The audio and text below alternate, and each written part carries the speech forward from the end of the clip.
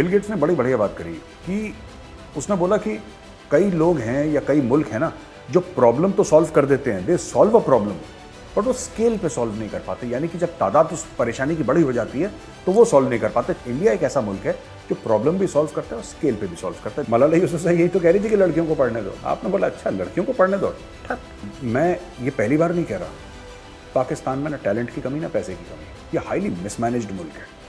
आपने अपना ISI का जनरल भेजा वहां पे, DGISI, आपने बोला देखो हमने अपना जर्नल भेजा है। ओ यार वो अफगानिस्तान है, वो अफगान लोग हैं, उन्होंने रूस के जनरल्स हजम कर लिए, वो अमेरिका के जनरल्स खा गए, उनकी फौजें खा गए और डकार तक नहीं ली उन्होंने। कि पाकिस्तान में क्या हो रहा है, they are facing internal problems, they are facing economic instability, they are facing diplomatic instability, they are facing problems along the Afghanistan border. जय हिंद दोस्तों, मैं हूं मेजर गौरव आर्य और आप देख रहे हैं द चाणक्य डायलॉग्स। इस वीडियो को लाइक करिए, हमारे चैनल को सब्सक्राइब करिए और बेल आइकन दबाना बिल्कुल भी मत भूलिएगा। दोस्तों खबर कुछ इस तरीके से है कि जो लिथियम के रिजर्व्स ना जम्मू में मिले थे, तो गवर्नमेंट ने बोला है कि भैया हम जून के महीने तक इनकी जो बोली है, बोली लगना शुरू हो जाएगी। Centre is expected to invite bids for newly discovered lithium reserves in Jammu by June, a report said. देखिए अभी क्या है कि जो लिथियम है जिससे कि बनती हैं बैटरीज, वो हम लोग लाते हैं कहां से? हम लोग चीन से लाते हैं, हम लोग हांगकांग से लाते हैं, है ना, और जगह से लाते हैं, वहां से हम प्रोसेस भी करवाते हैं। भारत में इसको रिफाइन करने का, इसको प्रोसेस करने का जो तरीका है वो भारत में आज की तारीख में नहीं है, राइट। आज की तारीख में इसको रिफाइन करने, क्योंकि हमारे पास थी नहीं, हमें पता ही नहीं था यहाँ पे है। ये 25-26 साल से पड़ी हुई है हमारे पास। हमें पता भी था 25-26 साल पहले कि हमारे पास लिथियम है। मैंने एक पुराने वीडियो में भी आपको बताया था। अब क्या हुआ कि अब ठीक है, पुरानी सरकारों ने नहीं ध्यान दिया। अब ये कह रहे हैं कि जून से इसको हम लोगों में कहेंगे कि आइए बिड करिए इसके ऊपर, इसकी नीलामी करिए और फिर प्राइवेट प्लेयर्स आएंगे, लेंगे और इसकी माइनिंग करेंगे और इसको रिफाइन करेंगे भारत में। अच्छा, जैसा मैंने बताया भारत में टेक्नोलॉजी नहीं है, इसका मतलब इस साल भारत में टेक्नोलॉजी भी आएगी। वो किस तरीके से आएगी? बाहर जो प्लेयर्स करते हैं, राइट, इसमें ये कह रहे हैं कि India's lithium comes from Hong Kong, China and the US। अब हांगकांग और चाइना को तो फटकने देंगे नहीं ये लोग, जितना मेरी समझ है। अमेरिकन कंपनी को पकड़ा जाएगा, अमेरिकन कंपनी के साथ इनके जो हैं टाई अप होगा और वो आके इंडिया में फिर प्लांट लगाएंगे और भारत इसमें पैसा लगाएगा, अमेरिकन पैसा लगाएंगे। जॉइंट ऑपरेशन के तहत ये काम करा जाएगा जिसमें लिथियम के रिजर्व्स हैं जम्मू में, जो बहुत बड़ा भंडार निकला है लिथियम का, इसको रिफाइन करा जाएगा। इससे क्या होगा मैं आपको बताता हूं कि जो आपकी इलेक्ट्रिकल कार्स जो हैं, राइट, वो कार तो वैसी होती है, एसेंशियली क्या होता है कि some mechanical things are changed because the power source is now a battery. The power source is not that engine. जो इंजन है वो तो पावर सोर्स नहीं है, फिर पावर सोर्स तो बैटरी हो जाती है, और बैटरी इसके लिए ज्यादा महंगी होती है क्योंकि सारा मामला इंपोर्टेड है और रिफाइन भी बाहर होता है, राइट। जैसा हमने बताया था, ये रिफाइन कहां से होता है और कहां से लाते हैं ये लोग? हांगकांग से लाते हैं, चीन से लाते हैं, अमेरिका से लाते हैं, तो जाहिर सी बात है बड़ा महंगा हो जाता है। भारत में जब ये हो जाएगा और भारत का लिथियम भारत की बैटरीज में इस्तेमाल होगा, तो इलेक्ट्रिकल कार्स की जो कॉस्ट है वो अचानक काफी कम हो जाएगी, और ये भारत के मुस्तकबिल के लिए, भारत के फ्यूचर के लिए, भारत के भविष्य के लिए बहुत इंपॉर्टेंट है दोस्तों। तो बहुत बड़ी खबर है ये, आप देखिएगा इसके नेशनल सिक्योरिटी इंप्लीकेशंस भी हैं, राइट। यानी कि आपकी डिपेंडेंसी चाइना पे एक और चीज पे कम हो गई, एक और चीज पे आपकी कम हो गई डिपेंडेंसी आपकी। हो सकता है चाइना से आप हजारों चीज इंपोर्ट करते हैं, तो यानी कि आपकी डिपेंडेंसी हजारों चीज पे है, thousands of things you have dependency on, right. उनमें से एक चीज और कम हो गई। एक एक करके ही ये मामला खत्म होगा। चीन से जो सप्लाई चेन है चाइना से हमारी जुड़ी हुई है, उससे जो डीकपलिंग है वो हो रही है, धीरे धीरे हो रही है। उसमें बहुत बड़ी बात लिथियम की भी है। तो अब ये जम्मू में मिल गया है, and I am very sure साल 1.5 साल के अंदर ये मामला शुरू हो जाएगा। टेक्नोलॉजी कोई बड़ी बात नहीं, मैं बता रहा हूं, जो प्लेयर्स इसमें करना चाहते हैं ना, जो प्लेयर्स इसको बिड करना चाहते हैं, जो प्राइवेट प्लेयर्स हैं जो कहना चाहते हैं कि हम इसको माइन करेंगे, उनकी टीम्स ऑलरेडी अमेरिका में बैठी होंगी, अलग अलग प्लेयर से बात कर रही होंगी कि किस तरीके से लिथियम रिफाइन करना आई है। सरकार से बात चल रही होगी, और जितना थोड़ा बहुत मैं जानता हूं सरकारों को, हमारी सेंट्रल गवर्नमेंट है, हमारी स्टेट गवर्नमेंट्स भी हैं, सो दे ऑलवेज एंटिसिपेट कि बॉस कल अगर ये चीज है तो कहां पे इनका प्लांट लगेगा, कहां पे इनको जमीन चाहिए, कितनी बिजली चाहिए, कितना पानी चाहिए, पूरा ये तामझाम क्या है, और सब कुछ तैयार करके पैकेज तैयार हो जाएगा, टीम्स रेडी होंगी, आते ही गो। ये भारत में कुछ कल्चर बन चुका है कुछ सालों से। ये मैं देख रहा हूं कि फास्ट एग्जीक्यूशन ऑफ प्रोजेक्ट्स, और ये यही होने वाला है। अच्छा, ये बड़ी खबर है कि Biden nominates ex Mastercard CEO Ajay Banga to head World Bank. तो अजय बांगा हैं 63 इयर्स के हैं, इंडियन अमेरिकन। तो ये पहले मास्टरकार्ड में चीफ एग्जीक्यूटिव थे। अब इनको जो बाइडेन हैं अमेरिका के प्रेसिडेंट, उन्होंने नॉमिनेट करा है। अब ये बने नहीं है वर्ल्ड बैंक के प्रेसिडेंट, लेकिन उनका नॉमिनेशन करा है कि भाई आप इनको बनाए, बंदा ठीक है। और Banga has critical experience mobilizing public-private resources to tackle the most urgent challenges of our time, including climate change. ये बाइडेन ने कहा है एक स्टेटमेंट पे। His nomination comes amid a push for development lenders to revamp and address global problems like environmental issues more effectively. जहां तक मैं जानता हूं, मुझे कुछ फौजियों ने बताया कि ये जनरल बांगा के बेटे हैं। ये जो अजय बांगा है, इनके फादर इंडियन आर्मी में लेफ्टिनेंट जनरल थे। पर मुझे पता नहीं, आई एम नॉट श्योर, बट ये मुझे बताया था फौजियों ने। कुछ बुजुर्ग फौजी हैं, तो वो बता रहे थे कि मतलब वी नो द फैमिली, तो they were saying, but I am not sure whether he is the same Ajay Banga. But अगर वही अजय बांगा है तो इनके फादर इंडियन आर्मी में लेफ्टिनेंट जनरल थे। बिल गेट्स ने बहुत बड़ा बयान दिया है भारत को लेके कि India gives hope for the future, proved it can solve major challenges. अब देखिए ना, बिल गेट्स ने बड़ी बढ़िया बात करी कि उसने बोला कि कई लोग हैं या कई मुल्क हैं ना जो प्रॉब्लम तो सॉल्व कर देते हैं, they solve a problem, but वो स्केल पे सॉल्व नहीं कर पाते। यानी कि जब तादाद उस परेशानी की बड़ी हो जाती है तो वो सॉल्व नहीं कर पाते। छोटे छोटे उसको जो ग्रुप्स में तो सॉल्व कर लेते हैं वो लोग, छोटी प्रॉब्लम सॉल्व कर लिया, छोटी प्रॉब्लम सॉल्व कर लिया। लेकिन जब पूरे देश में या पूरे दुनिया में प्रॉब्लम फैलती है तो वो मुल्क फिर थोड़े से लड़खड़ा जाते हैं। कह रहे इंडिया एक ऐसा मुल्क है जो प्रॉब्लम भी सॉल्व करता है और स्केल पे भी सॉल्व करता है। देखिए, India as a whole gives me hope for the future. It's about to become the world's most populous country, which means you can't solve most problems there without solving them at scale. And yet, India has proven it can tackle big challenges. The country eradicated polio, lowered HIV transmission, reduced poverty, cut infant mortality, and increased access to sanitation and financial services. India worked with experts and funders, including the Gates Foundation, to build factories and create large-scale delivery channels to distribute the vaccines. By 2021, 83% of one-year-olds had been inoculated against rotavirus, and these low-cost vaccines are now being used in other countries around the world. तो ये देखिए, इसमें दो बातें हैं जो Bill Gates कहना चाह रहे हैं। जैसा मैंने बताया, समस्या का समाधान, और समस्या का समाधान बड़े स्केल पे। कोरोना वायरस आया, एक समस्या थी, उसका भारत ने समाधान निकाला, वैक्सीन निकाली। लेकिन वो सोच कि हम 100 से ऊपर देशों को भेजें, जो देश पैसा नहीं दे सकते कोई बात नहीं, दैट्स ऑल राइट। इसका मतलब ये नहीं कि आपके पास पैसा नहीं है तो आपको वैक्सीन नहीं जाएगी, वैक्सीन उनको भी गई है।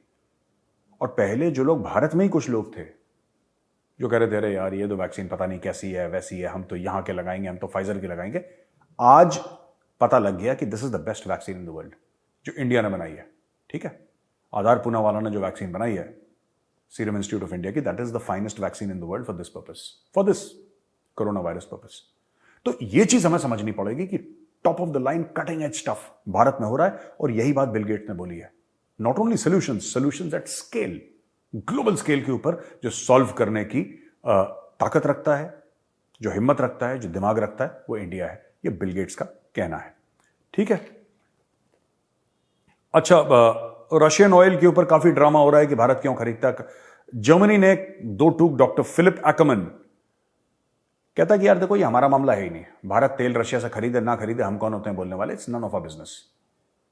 ठीक है, हम इस मामले में नहीं पढ़ना चाहते, भारत का और रूस का मामला है। तो जर्मनी ने साफ, ये देखिए, यूरोपियन यूनियन का सबसे अमीर मुल्क है जर्मनी, पहले हम ये समझ लें, it is the richest country of the European union. And Germany in many ways along with France is a leader of the European union. और जर्मनी ने साफ साफ कह दिया, जर्मनी खुद चाहे यूक्रेन को टैंक्स दे दे, जर्मनी चाहे खुद यूक्रेन को वेपन सिस्टम्स दे दे कि बेटा जाओ रशिया को ठोको। लेकिन जर्मनी का साफ सीधा एक मौकफ है इसमें, जर्मनी का एक नैरेटिव है कि बॉस भारत को नहीं छेड़ना, भारत रूस से जो कर रहा है करो। क्योंकि भारत ने क्लियरली दुनिया को बोल दिया यार कि तुम, अगर हम लड़ाई रशिया और यूक्रेन के बीच में हो रही है, तुम भारत के ऊपर प्रेशर क्यों डाल रहे हो कि भारत एक इस पे स्टैंड ले। हमने स्टैंड ले लिया, और भारत का ये स्टैंड है कि भारत के साथ खड़ा हुआ है, ना भारत रूस के साथ खड़ा, ना भारत यूक्रेन के साथ खड़ा।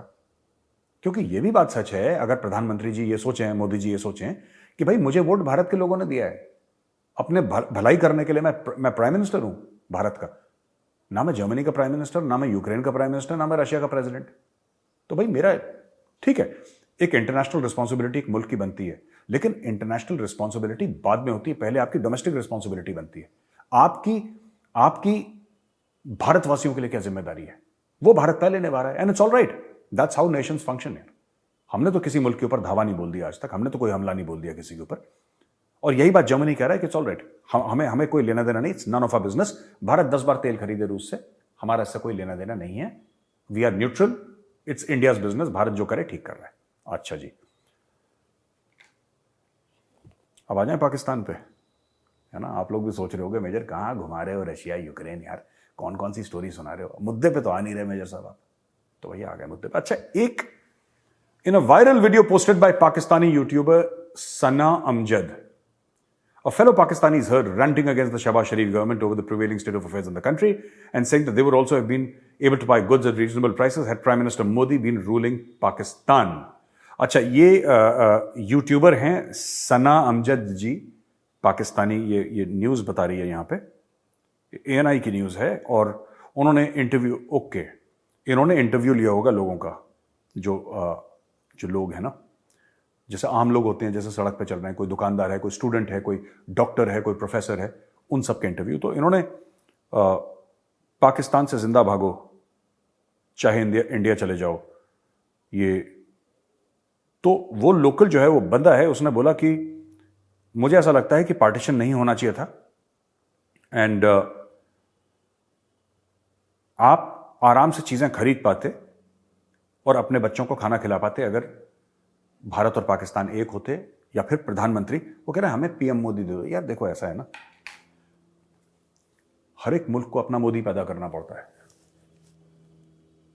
आप इंपोर्टेड सॉल्यूशंस नहीं, देखिए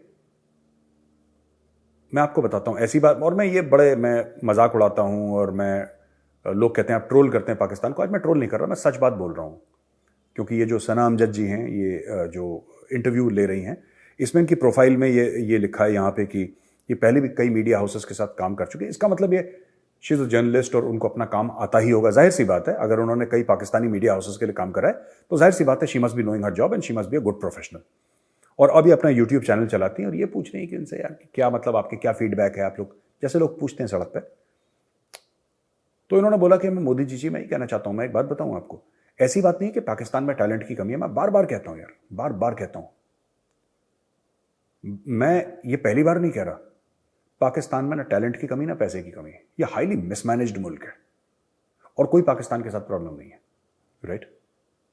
थॉट्स मिसमैनेज्ड हैं, एजुकेशन मिसमैनेज्ड है, और जिस मुल्क में एजुकेशन नहीं है, एजुकेशन और जस्टिस दो चीजें हैं, जिस मुल्क में एजुकेशन नहीं है, जिस मुल्क में इंसाफ नहीं है, उस मुल्क में फिर यही होना है। अभी कह रहे हैं मोदी दे दो। यार एक बात बताओ, मोदी जी ने क्या करना है वहां पे आके?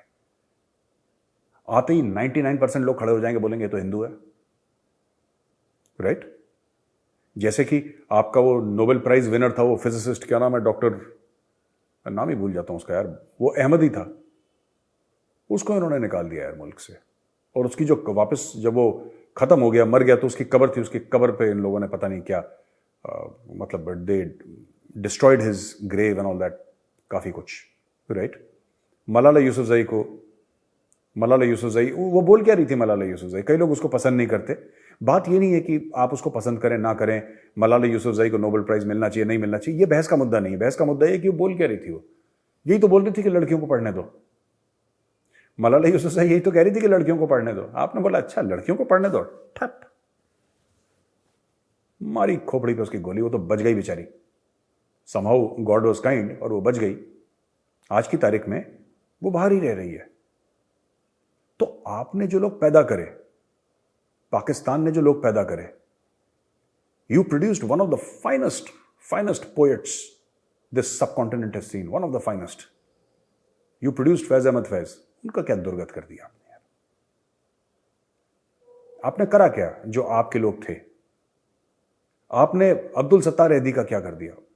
अब्दुल सत्तार एदी को ना कराची से निकाल के आपको इस्लामाबाद में प्रेसिडेंट हाउस में बैठाना चाहिए था, उसको राष्ट्रपति बनाना चाहिए था पाकिस्तान का, ठीक है ना। तो आपके ऐसी बात नहीं कि पाकिस्तान में हीरोज नहीं हुए, पाकिस्तान में भी जबरदस्त लोग हुए, लेकिन पाकिस्तानी, मैं बता रहा हूं कुछ है प्रॉब्लम कौम में। क्या है, मैं कोई बड़ी बात नहीं कहना चाहता यहां पे, कड़वी बात नहीं कहना चाहता, लेकिन कुछ प्रॉब्लम है कौम में कि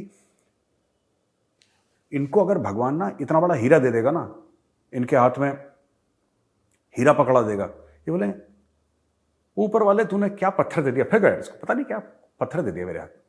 इस टाइप का नेचर है।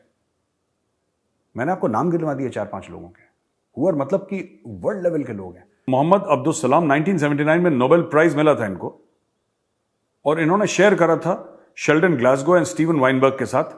ये शेयर करा था अब्दुल सलाम ये नोबेल प्राइज विनर था, पाकिस्तानी था, फिजिसिस्ट था। इन्होंने उसको निपटा दिया यार। तो अगर आप ऐसे करेंगे फिर बाद में बोलेंगे हमें मोदी दे दो, मोदी क्या ही कर लेगा वहां पे यार, इट्स इम्पॉसिबल। ठीक है, आपने एक ख्वाहिश का इजहार करा और कि हमें प्राइम मिनिस्टर मोदी चाहिए, इसका सिर्फ एक आंसर है कि नहीं दे रहे यार, सॉरी, खुद ढूंढ लो अपना।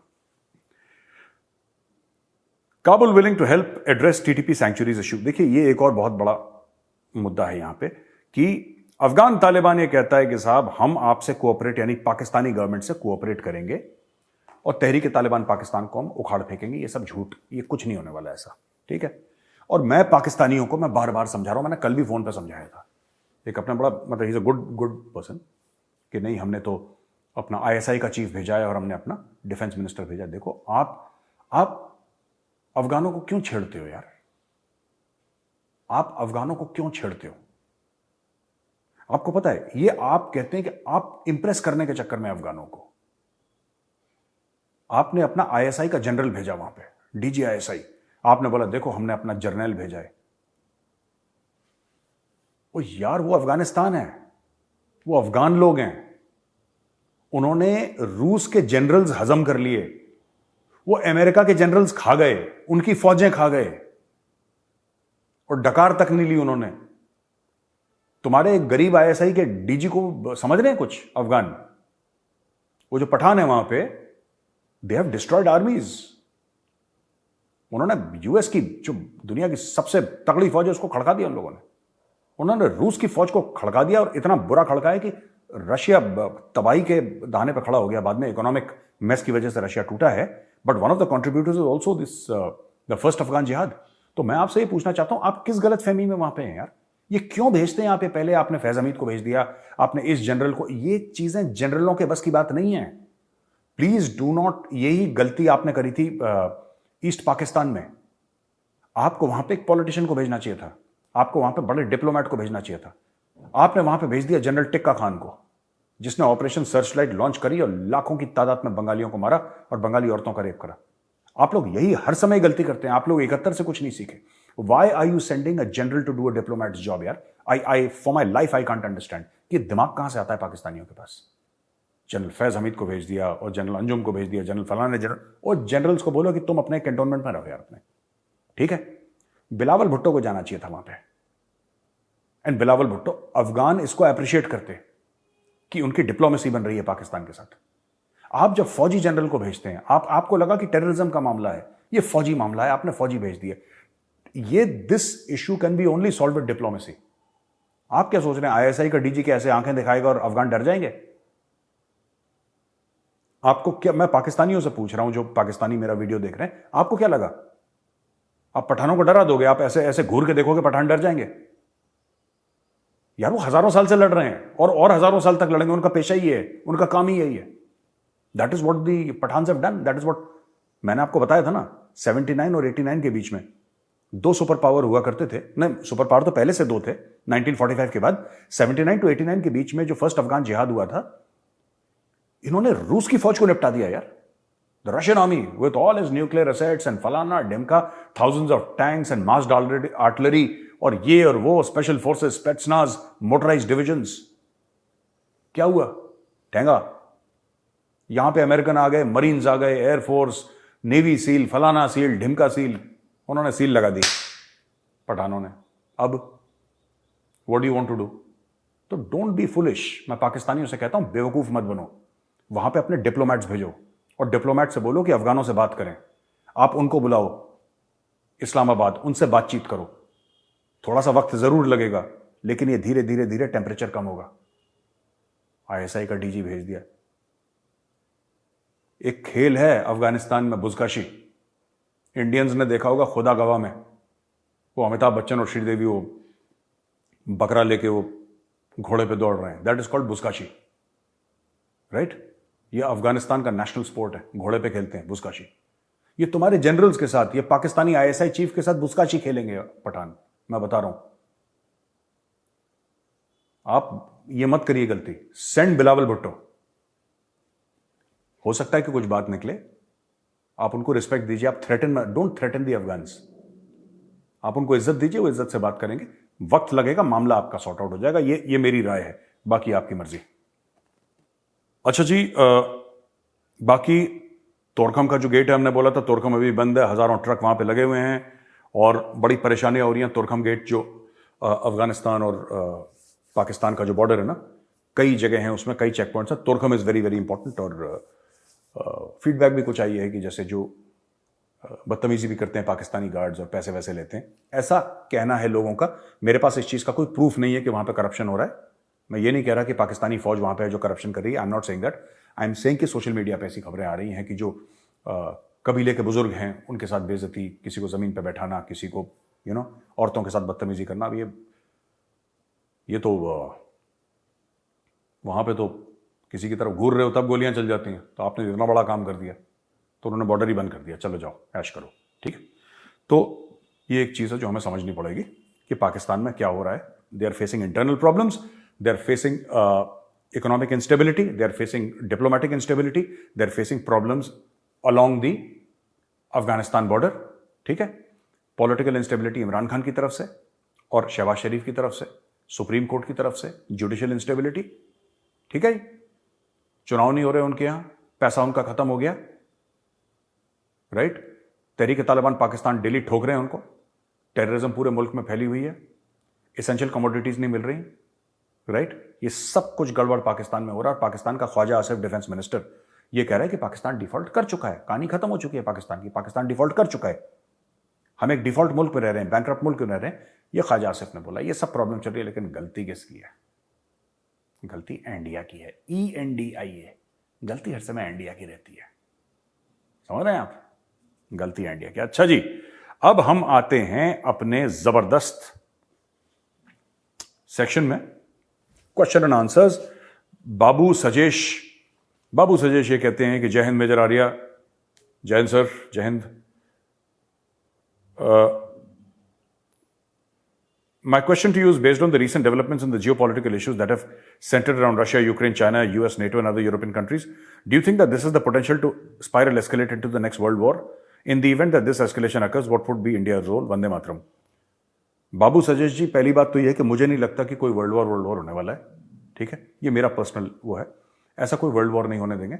ये जो खेल रहा है वेस्ट और ये जो खेल रहा है रशिया, है ना, ये गेम क्या हो रहा है कि वेस्ट अब एक साल, देखिए आज 24 फरवरी है और आज की तारीख में एक साल पूरा होता है रशिया यूक्रेन वॉर का, ठीक है जी, एक साल कंप्लीट हो गया। और एक साल में वेस्ट ने एक बात सीख ली है कि अगर टैक्टिकली और स्ट्रेटेजिकली सोचा जाए, टैक्टिकली और स्ट्रेटेजिकली अगर सोचा जाए और ढंग से एप्लीकेशन ऑफ माइंड करा जाए इस कॉन्फ्लिक्ट में, तो आप इस कॉन्फ्लिक्ट को यूक्रेन तक कंट्रोल कर सकते हैं। वो भी यूक्रेन का जो आपका ईस्टर्न एरियाज हैं, कुछ मतलब साउथ ईस्ट उस एरिया में, या नॉर्थ ईस्ट उस एरिया में, ऐसे आप कंट्रोल कर सकते हैं इसको। अगर एक साल तक रूसी फौजें कीव तक नहीं पहुंच पाई, जो उनकी कैपिटल सिटी है, तो उनको ऐसा लगता है कि आगे भी नहीं पहुंच पाएंगे और हम उनको हथियार देते रहेंगे और वहां पर रशिया को ठोकते रहेंगे, रोक सकते हैं। So the whole idea is to contain the war, not escalate the conflict. Nobody wants to escalate the conflict. Russia does not want, Ukraine does not want, even the west don't want. दोनों attrition चाहते हैं एक दूसरे का, किसको ज्यादा नुकसान हो जाए, कौन बैक ऑफ कर जाए, किसकी नाक बच जाए, कौन इज्जत से वापस चला जाए। ये स्टोरी है। ये वर्ल्ड वॉर 3 वाला मामला, इट इज नॉट, ये सिर्फ इंडियन मीडिया में कुछ लोग चला देते हैं कि ये होने वाला, ये कुछ नहीं होने वाला। Just relax. मान जैन कहते हैं, there is a huge problem of naxalite in south parts of Chhattisgarh, so I want to bring some light on these issues. More than 20 times CRPF soldiers dies here than border, how can India cure this cancer? Maan Jain साहब ऐसा है। नमस्कार जैन साहब। अच्छा, ऐसी बात नहीं है, ये जो आपने बोला ना कि 20 times CRPF सोल्जर, ऐसा कुछ नहीं है। पर हाँ, CRPF की बहुत ज़्यादा कैजुअलिटीज़ हुई हैं, ये पहले से बहुत कम हो गया है। जो रेड कॉरिडोर है, और रेड कॉरिडोर में आपने छत्तीसगढ़ की बात करी, मैं आपको बताता हूँ, इसमें CRPF का बहुत बड़ा हाथ है। इसमें छत्तीसगढ़ पुलिस का बहुत बड़ा हाथ है। वहां पे इंडियन आर्मी ऑपरेट नहीं करती, वहां पे रेड कॉरिडोर में इंडियन आर्मी नहीं है। तो वहां पे जो ऑपरेट करते हैं ये सीआरपीएफ वाले हैं, लीड करते हैं वहां पे, इनकी कोबरा बटालियंस है वहां पे, रेगुलर सीआरपीएफ की बटालियंस हैं, वो लोग ऑपरेशंस करते हैं, छत्तीसगढ़ पुलिस के साथ मिलकर ऑपरेशंस करते हैं। खासतौर से मैं छत्तीसगढ़ की ही बात कर रहा हूँ, रेड कॉरिडोर और भी जगह है और पहले से बहुत श्रिंक हो गया है ये। मैं तो वहां पे जा चुका हूं 2-2, 3-3 बार, बिल्कुल बस्तर के अंदर जाके deep in the heart of Chhattisgarh, जो नक्सल एरिया में, वहां पे रह चुका हूं। मतलब 7-8 दिन for the purpose of a shoot. और मैं मोटरसाइकिल में घूम चुका हूं अंदर सीआरपीएफ वालों के साथ, अंदर जंगलों के अंदर जा चुका हूं काफी में, एंड ये काफी रिड्यूस हो गया है, तो वो प्रॉब्लम नहीं रही। और ये सब I think hats off to the people of Chhattisgarh, to the CRPF, to Chhattisgarh police, सब ने मिलकर अच्छा काम करा है। ये रिड्यूस हो गई प्रॉब्लम, ये उतनी बड़ी प्रॉब्लम रही नहीं, जो है थोड़ी सी वो रहेगी, उसको सॉर्ट आउट कर दिया जाएगा in due course of time. अच्छा जी, सैम है, सैम साहब कहते हैं, मेजर साहब question for you, should a gaming company create an Indian version game similar to Age of Empires where players can play campaigns by selecting a character like Subhash Chandra Bose और छत्रपति शिवाजी महाराज? ये जानना चाहते हैं कि वीडियो गेम्स का क्या वो है, क्या वीडियो गेम से हम कुछ वो कर सकते हैं? जैसे अगर हम लोगों को अपने अतीत के बारे में, अपने पास्ट के बारे में एजुकेट करना चाहें, तो क्या हम वीडियो गेम्स का इस्तेमाल कर सकते हैं? बिल्कुल करना चाहिए, मैं तो कह रहा हूं। कॉमिक्स का इस्तेमाल करना चाहिए। एक जमाने में अमर चित्रकथा, मैं तो बचपन में पढ़ता था अमर चित्रकथा, तो जब हम बात करते हैं, जैसे बचपन में हम अमर चित्रकथा पढ़ते थे, तो जब अमर चित्रकथा होती थी, राइट, तो अमर चित्रकथा से आप अपने पास्ट के बारे में एजुकेट करते थे ना लोगों को। वो कॉमिक्स थी, वो कार्टून फिगर्स थे, लेकिन आप पास्ट में एजुकेट करते थे कि ये हमारा इतिहास रहा है, हमारी हिस्ट्री रही है। वो पहली बार जब मैंने महाभारत या रामायण पढ़ी थी, या मैंने छत्रपति शिवाजी महाराज के बारे में पढ़ा था, राणा प्रताप के बारे में पढ़ा था, गुरु गोविंद सिंह जी महाराज के बारे में पढ़ा था, कहां से पढ़ा था? जब मैं बच्चा था तो मैंने तो वही पढ़ा ना, अवेलेबल उस टाइम वही था, लेट 70s में, that was what was available, और तो कुछ था नहीं अवेलेबल। तो आज की तारीख में अगर वीडियो गेम्स हैं ऐसे, तो करना चाहिए किसी को, कम से कम जो हमारे हीरोज हैं, हमारा पास्ट है, इसके बारे में आप देखिए, कोई तो हो जो एजुकेट करेगा इनके बारे में। somebody needs to educate and I think it's a wonderful idea and we should do it। ठीक है जी। हम आते हैं लास्ट पे। आदर्श शुक्ला जी हैं। आदर्श शुक्ला जी कहते हैं कि मेरा सवाल ये है कि India has great IT and fintech, and recent event happened where India and Singapore linked their UPI and Pay Now for international purposes, and I believe it's just the starting. But as it's directly challenging the USA's MasterCard and Visa and SWIFT, how is USA and the West going to take it? Shukla ji क्या take it करेंगे यार, वो तो हो गया। सबसे ज्यादा world के जो डिजिटल ट्रांजैक्शन हुए इंडिया में हुए हैं, अब वेस्ट क्या ही कर लेगा इसमें? यू कांट स्टॉप टेक्नोलॉजी यार, you can't stop unless US makes a better technology. कोई ऐसी टेक्नोलॉजी यूएस बता दे कि यहां से, ठीक है, यहां से मैं सिंगापुर या यहां से मैं अमेरिका $100 भेजूं और अपने आप वो $120 हो जाए, you know, something like that. अगर ऐसा कुछ करते हैं तब तो बात बनेगी, वरना आई डोंट थिंक ऐसा कुछ वेस्ट इसके बारे में। हाँ, वेस्ट गुस्सा हो जाएगा कि हमारा यूज नहीं कर रहे, मास्टर कार्ड नहीं यूज कर रहे, वीजा नहीं कर रहे, अमेरिकन एक्सप्रेस नहीं, डिमका, फलाना, डाइनर, ये यूज नहीं कर रहे और अपना यूज कर रहे। तो हाँ, कर रहे हैं अपना यूज, ठीक है, इतने साल आपका करा, अब हमारा हो गया, now we'll use us, so that is happening यार। उसमें कोई ये, it's only a matter of time, it is only a matter of time and more countries will join in. सिर्फ सिंगापुर इंडिया का नहीं है, आप बहुत जल्दी दुनिया भर से ट्रांजैक्शन कर पाएंगे, right. This is called de dollarization जो हो रहा है। डॉलर का जो वर्चस्व था ना, वो धीरे धीरे धीरे धीरे, dollar is still the most important currency in the world, इसमें कोई शक नहीं होना चाहिए किसी को। It is still the most important currency in the world, लेकिन डी डॉलराइजेशन ये शुरू हो गया है। समय लगेगा लेकिन हो जाएगा। ये वीडियो देखने के लिए बहुत बहुत धन्यवाद दोस्तों। इस वीडियो को लाइक करिए, हमारे चैनल को सब्सक्राइब करिए, बेल आइकन दबाना बिल्कुल मत भूलिएगा। जय हिंद, वंदे मातरम, भारत माता की जय।